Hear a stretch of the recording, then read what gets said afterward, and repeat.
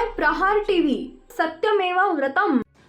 पण असं एकमेकाला समजून घेता घेता घेता पवार साहेब एकदम संघाची स्तुतीच करायला लागले, तेव्हा लोकांना असं वाटायला लागलं की हे हृदय परिवर्तन आहे की एका नव्या तडजोडीच्या दिशेनं वाटचाल सुरू झाली.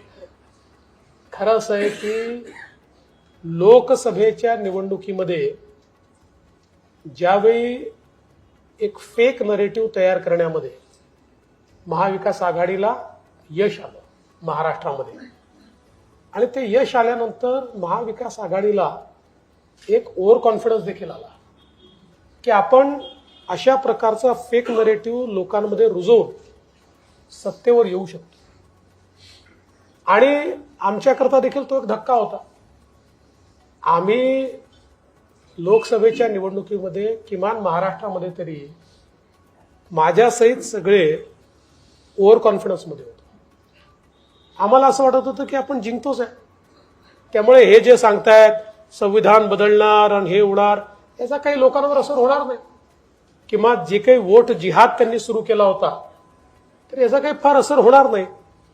पण दुर्दैवाने ज्यावेळेस त्याचा असर झालेला बघितला आणि त्याच्यानंतर महाराष्ट्राच्या निवडणुका जवळ होत्या आणि त्यावेळी विचार परिवाराला देखील आम्ही ही विनंती केली की राजकारणामध्ये तुम्ही काम करत नाही किंवा राजकारण हा काही तुमचा प्रांतही नाही, पण आत्ताची परिस्थिती अशी आहे की अराजकतावादी ताकदी ज्या आहेत, ज्या शक्ती आहेत, या शक्तींच्या विरुद्ध राष्ट्रीय विचारांच्या शक्तींनी उतरण्याची गरज आहे.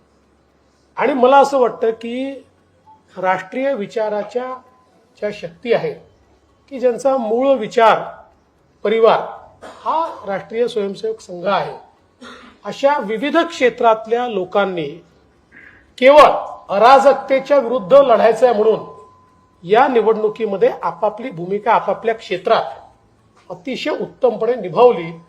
आणि त्यामुळे जो फेक नरेटिव्हचा बागुलबुवा किंवा काय म्हणतात त्याला एक मोठा फुगा हा तयार झाला होता, त्याला एका मिनिटात टाचणी लागली आणि लोकसभेपेक्षा विधानसभेचे निकाल हे पूर्णपणे वेगळे लागले. किंबहुना विधानसभेत महाविकास आघाडी धून निघाली. शरद पवार साहेब अतिशय चाणाक्ष आहे.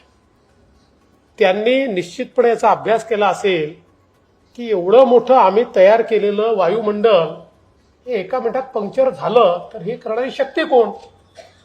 आणि मग त्यांच्या हे लक्षात आलं की ही शक्ती जी आहे ही नियमित राजकारण करणारी शक्ती नाही आहे, ही राष्ट्रकारण करणारी शक्ती आहे. आणि म्हणून त्यांनी त्या शेवटी प्रतिस्पर्ध्याचंही कधीतरी कौतुक करावं लागतं, त्या हिशोबाने त्यांनी ते कौतुक केलं असावं असं माझं मत. नाही, असं आपण मत करून घ्यायला हरकत नाही, पण त्यामुळं नजदीक या बढेगी तो नाही ना. सगळ्यांना जी भीती आहे की एकनाथ महाराजांना शोभून दिसलं, अर्घ्य देताना इंगळी ओंजळीत आली आणि तिने डंख मारला आणि ती परत पाण्यात पडली, तर परत ते वाचवायला लागले. एकाने विचारलं की जी तुम्हाला डसते आहे तिला का वाचवताय. एकनाथ महाराज म्हणाले की इंगळीचा स्वभाव डंख मारणं आहे, माझा स्वभाव तिला वाचवणं आहे. हे संताला शोभून दिसतं, राजकारण्यांना शोभून दिसत नाही. इतकंच या निमित्तानं. नाही, म्हणूनच मी तुम्हाला एक सांगतो की तुम्ही जर 2019 नंतर माझं वक्तव्य बघितलं असेल तर ते थोडं गार्डेड असतं. याचं कारण 2019 नंतर 2024 पर्यंत ज्या घडामोडी घडल्या त्यातनं मला एक गोष्ट लक्षात आली, नेव्हर से नेव्हर. म्हणजे कुठलीही गोष्ट होणार नाही असं समजून कधी चालायचंच नाही.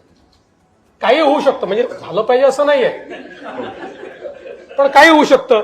उद्धव ठाकरे तिकडे जातात, अजित पवार इकडे येतात, काय राजकारणात काही होऊ शकतं. असं व्हावं असं बिलकुल नाही किंवा ते होणंही काही फार चांगलं आहे या मताचं मी नाही. पण आता शेवटी राजकारणामध्ये हे लक्षात ठेवलं पाहिजे की खूप ठामपणे असं होणारच नाही असं ज्यावेळेस आपण म्हणतो त्यावेळेस राजकीय परिस्थिती तुम्हाला कुठे नेऊन बसवेल याचा काही भरोसा नसतो. खरंच काय होईल हे सांगता येत नाही आणि होणारच नाही असं म्हणता येत नाही. अगदी सकाळचा शपथविधी सुद्धा होणारच नाही असं ते म्हणतात. या सगळ्या गोष्टी जरी असल्या तरी म्हणून यावेळेस मी सांगितलं होतं काय झालं तरी शपथविधी संध्याकाळी करायचं आपल्याला धुनच टाकायचं सकाळ